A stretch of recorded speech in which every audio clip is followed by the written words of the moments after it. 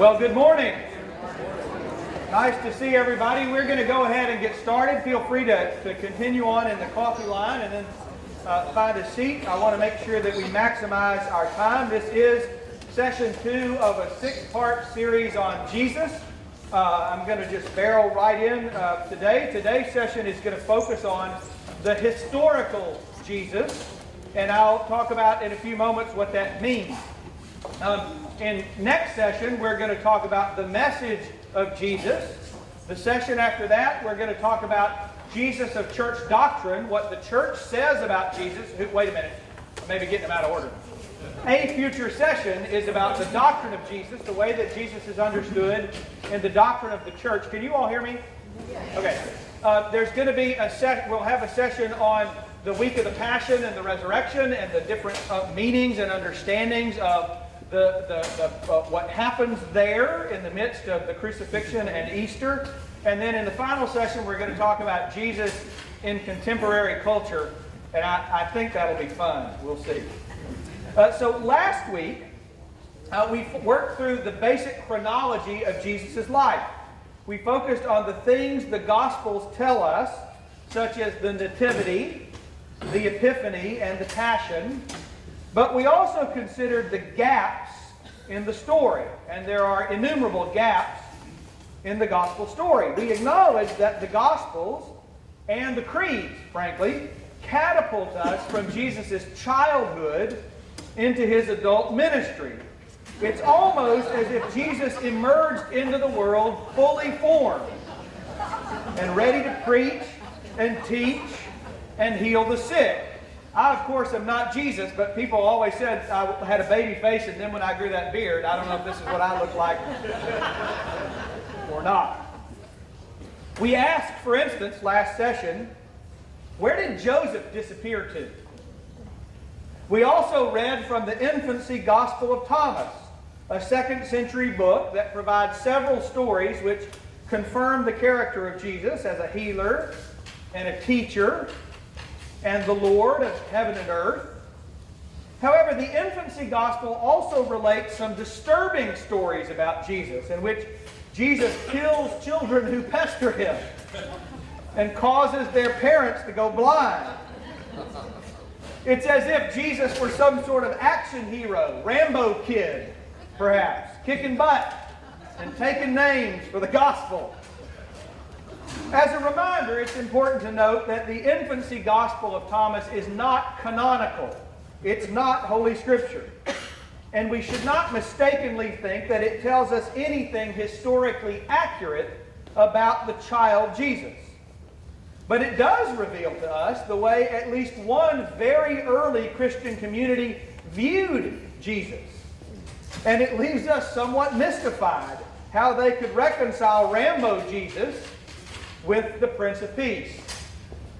That's kind of what we talked about last time. Now, before we move into today's session about the historical Jesus, I want to thank the half dozen to dozen of you who cued me into the book Lamb about Biff, Jesus' childhood friend. It's a novel, and I do want to let you know that the Dean's Book Club has selected Lamb as our April book. No, our June book. Our June book. Read your email. The dates have changed from that night, so read your email. But I believe Biff is going to be our June selection. So if you want to read about the child Jesus from the standpoint of Biff, his childhood friend, pick up the novel Lamb and then join us for the Dean's Book Club. I promise it'll be fun. Okay. In our first session, I remarked that we'll look at Jesus's, plural, in this class. And just as historically there have been many conceptions of Jesus, there are also today many conceptions of Jesus. Jesus is in the hands of politicians, for instance, and ideologues, and the family and dynasty, and even in well-meaning but misinformed religious people. A malleable character. Jesus is a malleable character. In the hands of all these various groups, Jesus becomes whoever they want him to be.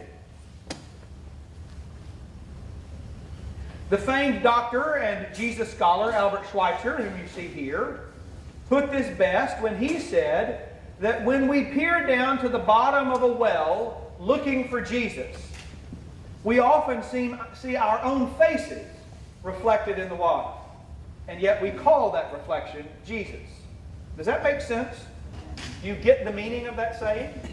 We look for Jesus, but as so often in life, what we find is whatever image reflects back to us our already held assumptions about life, our already held beliefs, our already held ideologies. We find not Jesus, but our own reflection staring back at us. In other words, we turn the imago Dei, the image of God, on its head.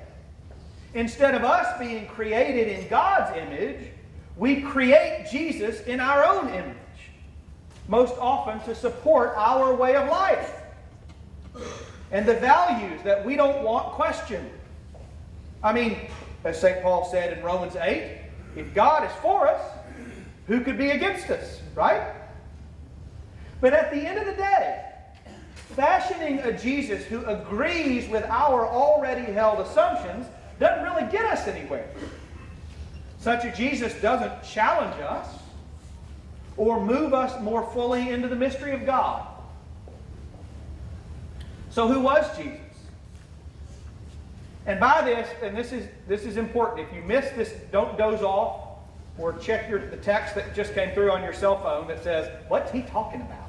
Don't check that, because if you miss this next sentence, you're not going to understand anything else we talk about today.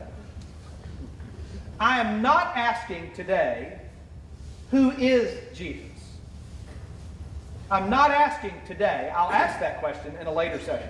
But today, I'm not asking, who is Jesus to us and for us today? Rather, I'm asking the historical question today. I'm asking, in essence, if we could get into a time machine and travel back 2,000 years to Galilee. If we could ask the people that we see there about this itinerant preacher who's known as Yeshua from Nazareth. If we could actually find Jesus and his band of disciples on the road, who would we meet? That's today's question. Scholars have been interested in this question for about the past 100 years. Their study is usually termed the quest for the historical Jesus. Albert Schweitzer himself was an early proponent in the first years of the 20th century. Later on, mid-century famed scholars such as Rudolf Bultmann weighed in on this question. And in the 1970s and 1980s, a newly energized phase of this study began. You may have heard of the Jesus Seminar, which was a gathering of scholars like Robert Funk and this man, John Dominic Crossan, and Marcus Borg. The Jesus Seminar became notorious in some circles because of its method as a group of trying to determine which of Jesus' gospel sayings, the red letter portions of the Gospels, in other words, which of Jesus' gospel sayings the historical person of Jesus most likely uttered. As compared to those sayings, the Jesus Seminar supposed actually originated in the early church, the earliest church, meaning the church in the years right after Jesus, and were then read back onto the lips of Jesus himself. Now, do you get the distinction? The Jesus Seminar wanted to try to figure out, not just what they wanted Jesus to have said, but rather as historians. What were the sayings most likely uttered by Jesus himself, the historical person of Jesus? And then what were those sayings that developed out of Jesus' teaching that the earliest Christians read back onto the lips of Jesus? That was the distinction the Jesus Seminar was trying to make. But the way that they voted, because at the end of the day, you got to vote, right? You got a room full of erudite, Oxford-educated Jesus scholars. Everybody's got a different opinion. So collaboratively, they would vote. And they voted with colored beads.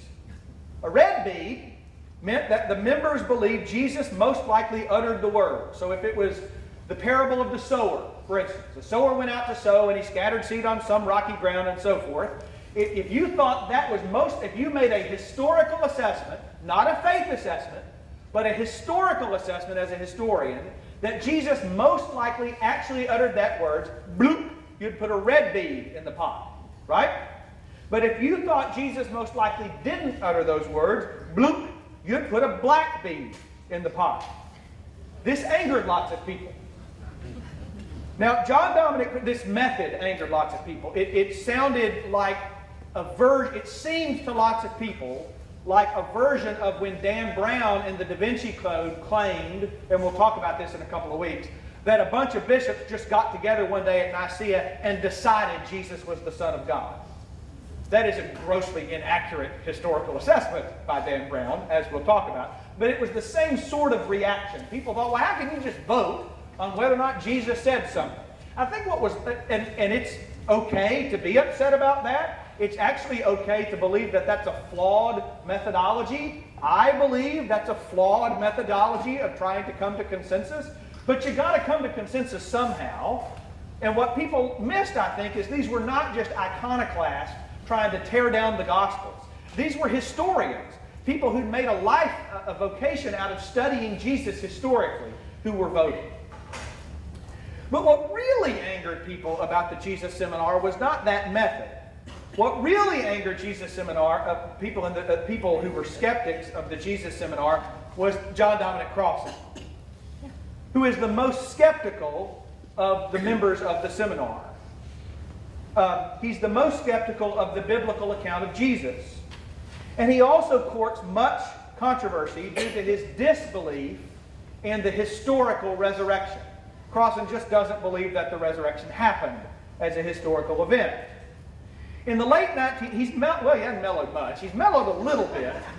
But in the late 1980s, John Dominic Crossan liked to be provocative. And he famously said in one of his books that, in his opinion, the body of Jesus was most likely taken down from the cross and eaten by dogs. Yeah, right? You can imagine why a lot of people were upset. I was one of those people.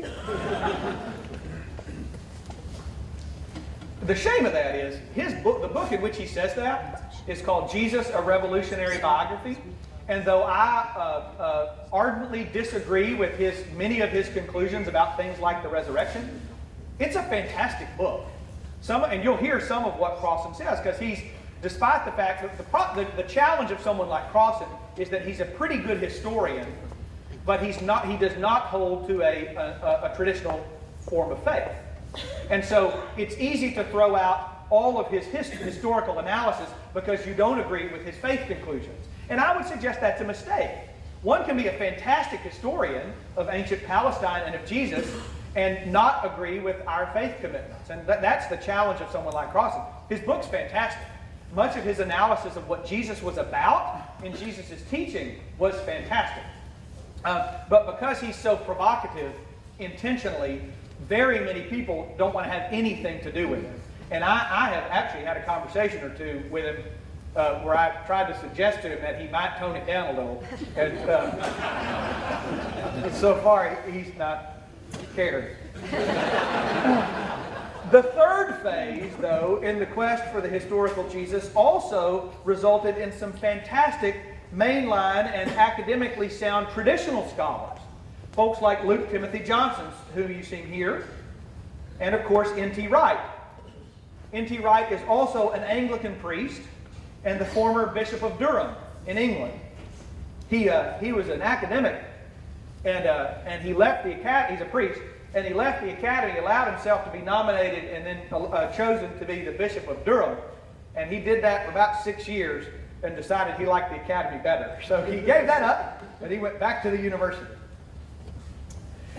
Right in the middle of these, right in the middle of someone like John Dominic Crossan and N.T. Wright, right in the middle on the spectrum of scholarship and indeed belief, is Marcus Borg.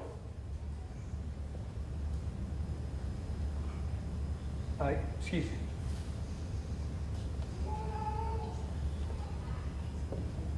Borg was the most widely known Jesus scholar in the world. He spoke here on several occasions. And he was a friend of mine. He was a mentor to me, and he died 3 weeks ago. When he died, I eulogized him on my blog. And here's an excerpt of what I said, and I'll just let you read it. And even more so than crossing, here's what I want you to hear me say about someone like Marcus Borg. Faith is not all about. And I would say that faith is not primarily about the beliefs that we can tick off, like the tenets of the creed.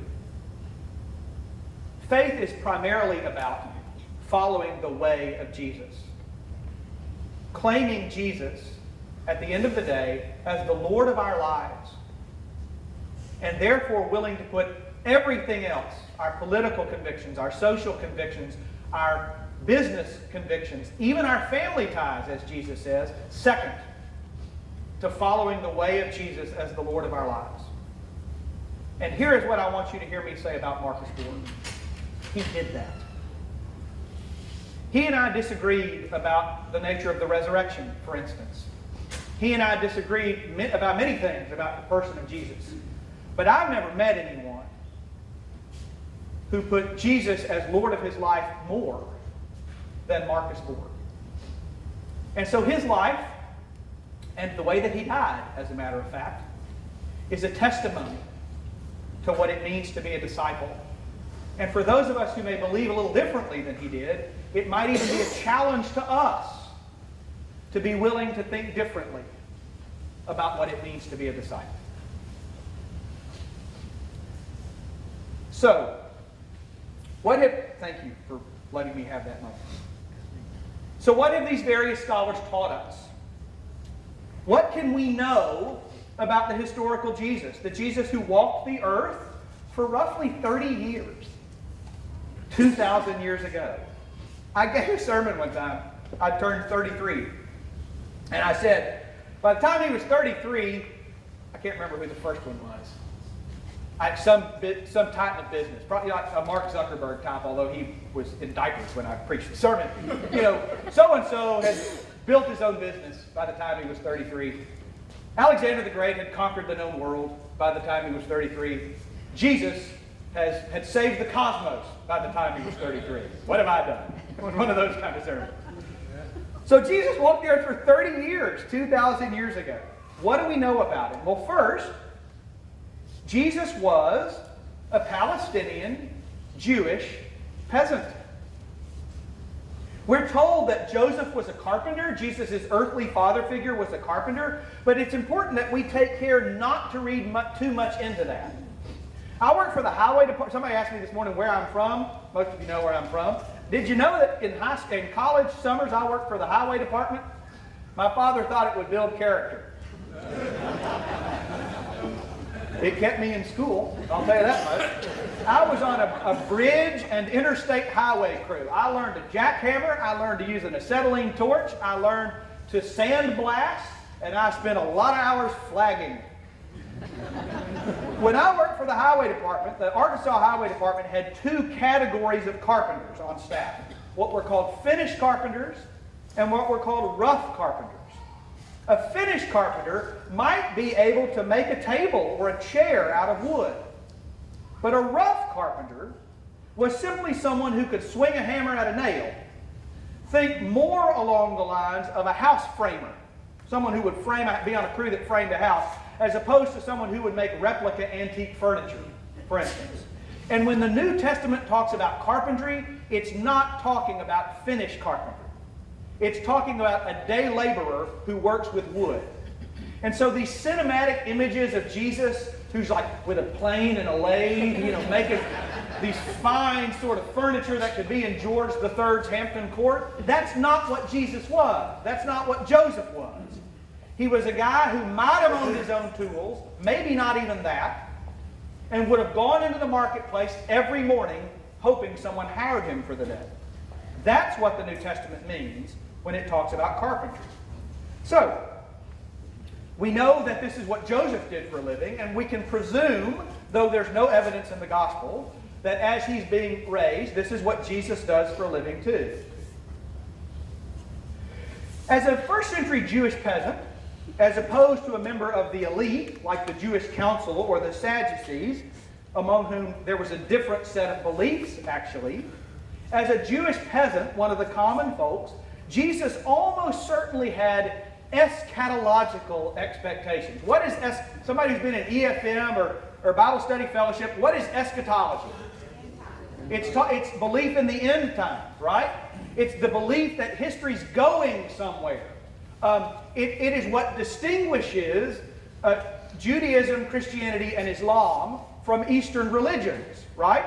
And it was actually in the centuries leading up to Jesus' life where this sense of history, that history's headed somewhere from sort of the age of the prophets on, really took hold within the mass of Judaism.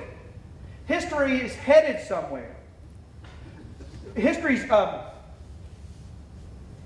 things are broken, right? This understanding of the fall, that things are not right with the world. And yet, history is moving toward that time when God is going to right the wrongs of history. It won't always be this way. There will be a culmination, a consummation of all things in which God will right all that is broken. All wrongs will be put to right. All brokenness will be mended. His own teaching ministry, which we'll talk a lot more about next time, at least in the Synoptic Gospels, was to proclaim this. To proclaim this. And it is accurate in this context to call Jesus a prophet. A prophet in the Bible, this is important. We tend to think of prophets as fortune tellers, people who predict the future. That's a gross misunderstanding of what prophets are in the Bible. A prophet is not someone who predicts the future. Think of Jonah. A prophet is someone who proclaims God's purposes and then offers two visions. This is the purpose of God. If you get in line with that purpose, here's the vision of God's hope. This is the way things will turn out. If you stray from God's purpose, if you willfully work against God's purpose, here's how things will turn out, right? This is what Jonah did when he went to Nineveh. If you all are living your lives against the purposes of God, and this is how it's going to turn out. The Ninevites repent. They get in line with the purposes of God. Even the cows, we're told in Jonah, even the cows wear sackcloth and ashes. Only place in the Bible where even the cows repent. It's like a dadgum Chick-fil-A commercial. So a prophet is not a predictor of the future. It's not a fortune teller. It's not someone who reads tarot cards. There are those in the Gospel, in the Old Testament, and the prophets are constantly working against them. A prophet is someone who declares the purposes of God and then gives a vision for what it's like to work in hope and what it's the danger of working against it. It's also the case that Jesus was a mystic. Now recall our session several weeks ago about epiphanies, about encounters with God. Jesus undoubtedly was remarkably attuned to such encounters. Now, of course, you're saying, he was the Son of God. But remember, that's not what we're considering today. We'll consider that in a later session. Today we're considering Jesus as the living, breathing person that we might meet on a dusty Galilean road. So what's the evidence of Jesus' mysticism? Number one, Jesus spoke to God throughout the Gospels in a manner that suggests to us that God was talking back. Right? That in a few instances, like Jesus' baptism, we hear the voice of God. We, the reader, have the voice of God shared with us. But there are plenty of other times in the Gospels where Jesus is clearly having a conversation with God, not like the ones I usually have, where I speak and then I kind of go, and nothing happens, right? But Jesus had a reciprocal line of communication with God the Creator, with God the Father. He spoke to God casually. He spoke to God conversationally. He would pull God into a conversation with a third party as though God were right there. listening and participating in ways that we yearn for, in other words. It seemed as though Jesus heard God speaking back. Jesus also had visions and/or was visited by spiritual realities. Think about Jesus' 40-day temptation in the wilderness right after his baptism. He's visited by the devil. He's visited by angels. In other words, Jesus either has visions of or is actually attended by, and I would say it doesn't matter which it is, spiritual realities. The veil for Jesus is so thin as to be virtually non-existent. It's also the case that Jesus' entire countenance could be transformed, such as at the Transfiguration. And lest we scoff at that, there are those today who live so close to the veil between the material and the spiritual that they seem to emit an aura. In other words, this aspect of Jesus may have been more profound than anyone else we know in history, but this aspect of Jesus as having his countenance transformed is not unique to Jesus. And I know this because I've experienced it. Kaido Fukushima, he since died, was a Japanese Zen master who was close friends with Jay McDaniel, one of my religion professors and mentors as an undergraduate. And Master Fukushima would come to Hendricks every year, and I'm telling you, he emitted an aura. You would get close to this man, and it was as if the magnetic field were different. I could sense it. And so this notion that there are those whose mystical connection to the spiritual, to God, is so different from our own that their entire countenance is changed, this is something that is not common, but this exists cross-culturally in our world. Jesus also seems to see the world with a different kind of vision. Now, some of you know that this fascinates me as much as anything else about Jesus' life. Jesus saw reality. I am convinced that Jesus saw reality as though he were looking through a different set of lenses. Where others saw indictment, where we would see indictment, Jesus saw grace. Jesus saw the world the way that God intends the world to be. In other words, he could vision where we see the broken world. He could vision God's redeemed creation. Some of you who have come to see me, I don't know about in this room, but probably if I looked hard enough, some of you have come to see me, and I often offer people as a spiritual exercise.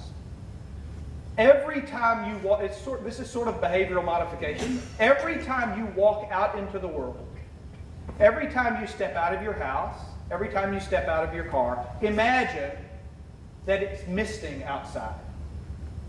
You know, this mist, right? Not rain, really, but just that sort of mist that hangs in the air. And then imagine that the mist is gold. And give yourself permission. Try it for a month. To walk through the world as though you are walking through this misting of gold. I am convinced that something like Jesus walked through the world all the time. And it would be interesting to me how we would live our lives differently if we gave that practice a try for a month or 6 months. He walked through the world, seeing the world through a different set of lenses. Jesus was also a healer and an exorcist. Now we can consider this on several levels. First, take healing, the notion of healing. There's a difference, and by the way, this is John Dominic Crossan. This is the best thing in that book by John Dominic Crossan. Crossan points out that there is a distinction, an important distinction, between healing and curing. They're not always the same thing. Curing is the elimination of a pathogen, right? Or a genetic disorder, or a chemical imbalance. It's a physiological change. That's curing. If anyone has had cancer and then undergone chemotherapy and radiation, and then the cancer is eradicated, you have been cured, right? At least for the moment. You have been cured. Curing is the eliminate, or if you've taken an antibiotic to get rid of strep throat, you are cured. The bacterium is destroyed. It is eliminated from your body. But healing is not about the elimination of a pathogen. Healing is about reconciliation and peace and acceptance and social embrace. Sometimes the two are combined, but sometimes they're not. I certainly know of people who were not cured of the disease, the illness that ultimately killed them. But before they died, they certainly experienced healing. Curing and healing are sometimes combined, but not always. And Jesus certainly healed, regardless of whether or not one ascribes curing to him as well. Consider this story from Mark, and this is the primary story that John Dominic Crossan uses to make this point. This story about the lepers. Do you know what leprosy was like in the first century? Leprosy was not only this horrible physiological condition that ruined one's skin, that ruined one's musculature, that ruined one's countenance. It was also the ultimate. I'm sorry, am I walking too far? Sorry. It was also the ultimate disease that cast you out from society. Lepers were required to live out from town, to have no contact even with their closest intimates, even with their family. And if they had to come into town, they had to step across the road whenever they saw one coming toward them, and they had to yell leprosy, so that you knew not to get close to them accidentally, so that you would be sullied. They were not only contagious, they were, worse yet, unclean. Unclean. So Crossan says that whether or not we want to ascribe curing to this act, Jesus, let's suppose for just a moment as an exercise, there's not curing happening here. That the pathogen, I don't know what causes leprosy, a virus? The virus that causes leprosy is still in this man's body, but Jesus goes up to him and embraces it and says, as I look at you, through the lens through which I see you in the world, you don't have leprosy. I heal you. I embrace you. And I dare anyone who sees this to deny what I have done. Now you go to the temple and you tell them you're clean. Does that not give you chills? It does me. So Crossan says, and this is the first way to think about the healings of Jesus, whether or not we want to ascribe curing, healing is certainly happening. There are also plenty of cures in the Gospels that we today, if a doctor is looking at the accounts and trying to make an analysis with such limited information, we would declare as the alleviation of a psychosomatic illness. Right? There's plenty of those in the Gospels. But most Jesus scholars, including liberal and skeptical ones, virtually all of them except John Crossan, actually, also ascribe to the historical Jesus actual curative power. Borg does, for instance, also ascribes to the historical person of Jesus the power to cure. And this is what Borg says throughout human history and across cultures, just like I said about people who seem to emit auras. Across human history and across cultures, people have emerged. People have, in fact, emerged who have curative abilities, the functioning of which mystifies medical science, both ancient and modern medical science. And Jesus was at the pinnacle of such people. Jesus seems to have cured in addition to healing. The same can be said of exorcisms. Very many of the accounts we read in the Gospels as demonic possession, today we would explain as epilepsy or mental illness. And Jesus had an uncanny ability to assuage both of those. But we should not be so quick to explain away all of the exorcisms as epilepsy, and as mental illness. So let me tell you a brief story. I was raised a Methodist. And after I was approved by Bishop Coleman in West Tennessee to go to seminary, because I'd been raised a Methodist, I think he found me a little sketchy. He wasn't quite sure about me. And so the summer before, I'd been approved to go to seminary, but until I could go to seminary in the fall, he required that I do an intensive study of not the Bible, but the prayer book, right? Because I was now going to be an Episcopal priest. And he wanted to make sure I knew it backwards and forwards. And he gave me as a study guide Father Charles Galbraith. Father Galbraith is exactly who you would want to study with in such a situation. He was about 4 feet tall and about 300 years old. And he walked with a decorative cane. And though he'd been retired forever, he would show up for our sessions. It was the summertime, so it had to have been light outside. But in my memory, because memory plays tricks, it was always dark and there were always clouds. Because we would meet at the Episcopal church that was sponsoring me for seminary, and he would always show up in black suit and Roman collar, not Anglican collar, but Roman collar with a clergy shirt that buttoned all the way up the middle. I mean, he just looked, if you had a demon, he's who you'd call, right? And so, among other things, we studied the prayer book all summer, and towards the end, he gave me to take home the book of occasional services. Do you know the book of occasional services? The book of common prayer are the prayers we use commonly. The book of occasional services is the book of prayers we use occasionally, right? And he said, I want you to take this home, I want you to look through it, and I want you to if there's anything you want to discuss, bring it back next week. Beth Holden knows where this story's going, I feel quite sure. So I'm flipping through this thing, and there's services for Tenebrae, and there's services for the blessing of a house, and all these fun services. And then, like right in the middle, there's this one page that says, on exorcism. And it's not a liturgy. It's just a paragraph of rubrics. So it doesn't tell you how to do an exorcism. It says something like this. If a priest believes that there's someone in need of an exorcism, he's to take that news to the bishop. And then the bishop, don't laugh, then the bishop will examine the situation, and if the bishop determines that exorcism is needed, then the bishop will identify a priest of particular moral fortitude to take care of that task. Well, I knew I was safe there. So I bring this thing back to Father Galbraith, and I'm laughing. And I say, I don't want to talk about this.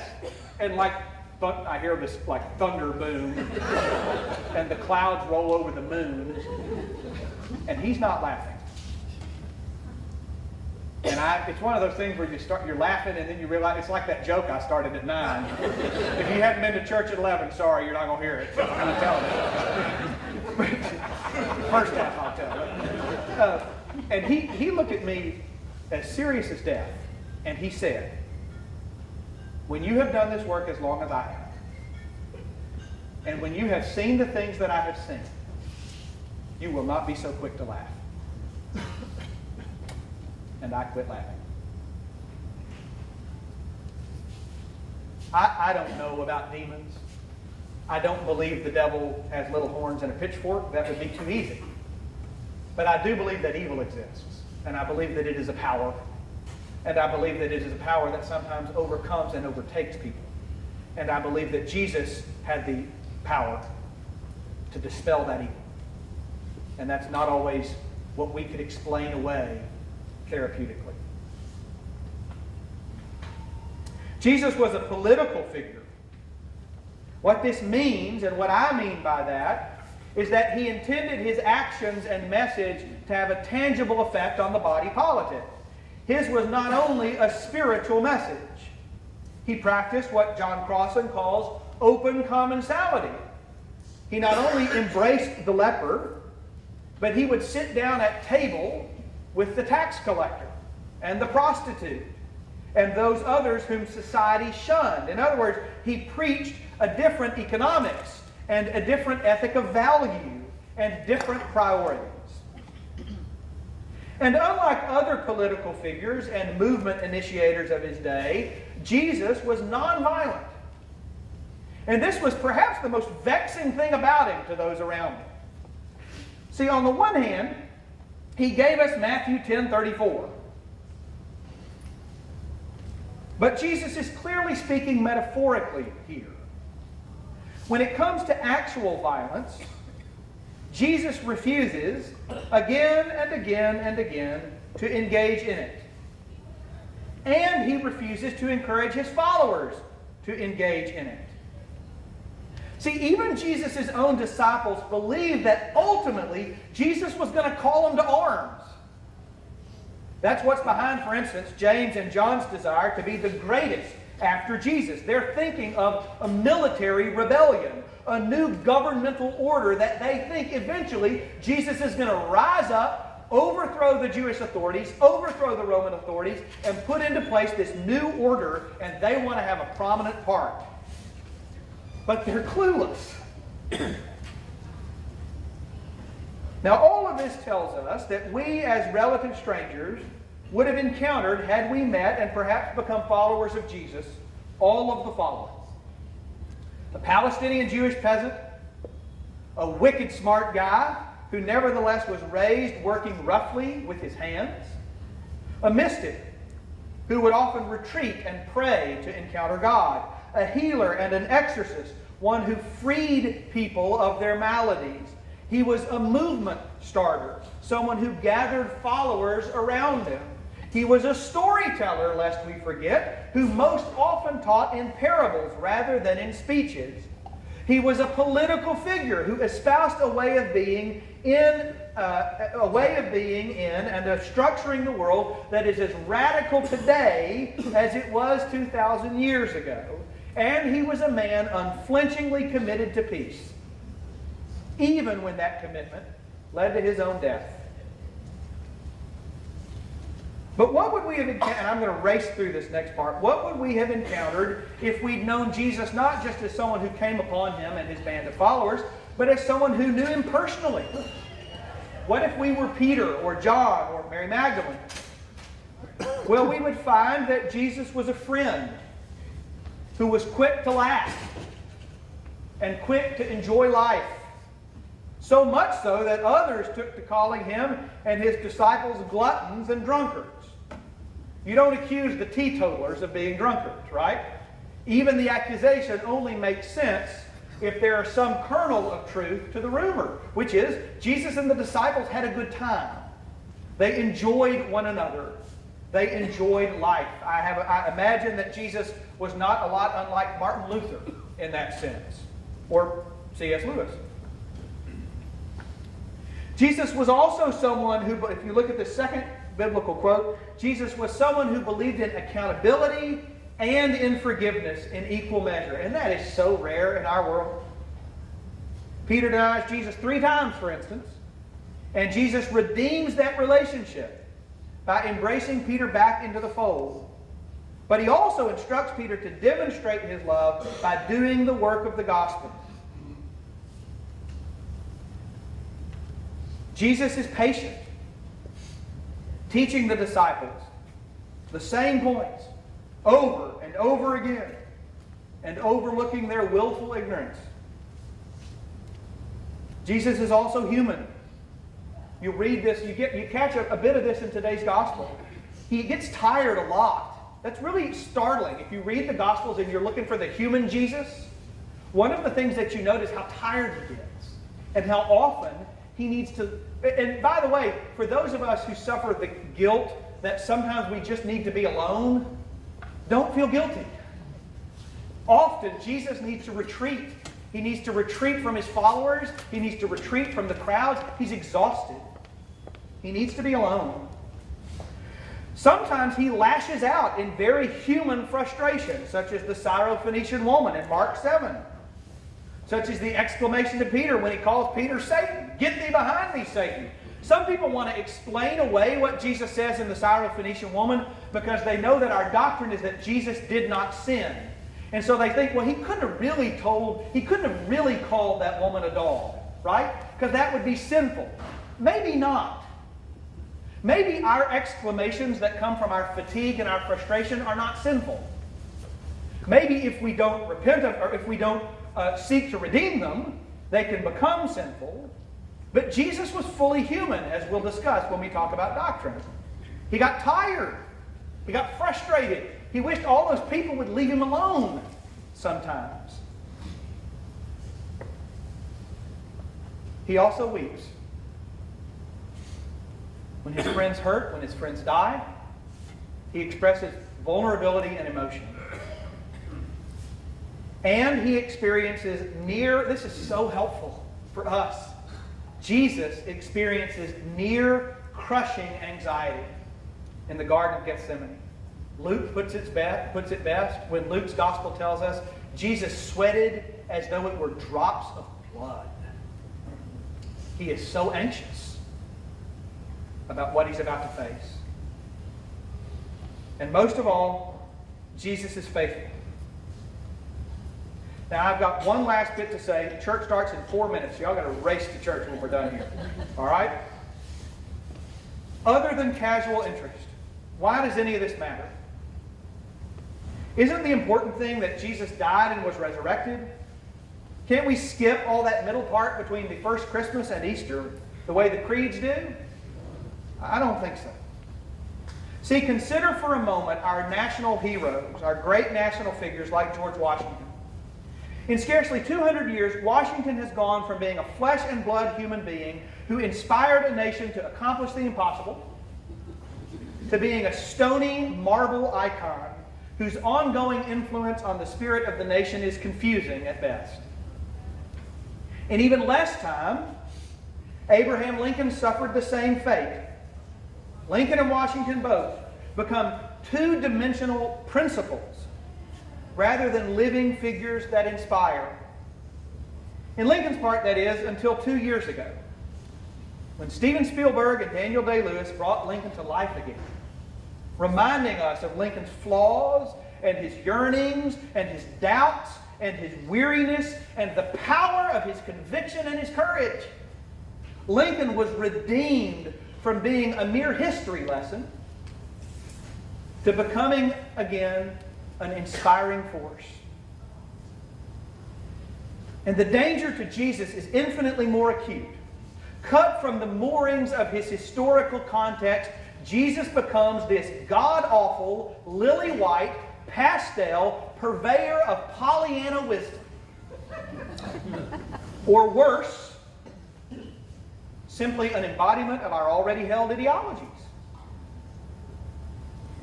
But when we remember the Jesus who sweated and reveled with his friends and wept and knew God as closely as the air he breathed and left his home and his family for a vision of what the world could be, and paused in his weariness to heal the outcast and died to preserve the peace of God rather than do violence, that is a Jesus who comes alive. A Jesus we long to know. A fully human Jesus, not a marble frieze or a cheap painting on a church house wall. It is a Jesus who begs the question, if this is what the Son of God was like, then how might this change my conception of God? And what would it mean for this man also to be God? So come back next time and we'll see. Thank you.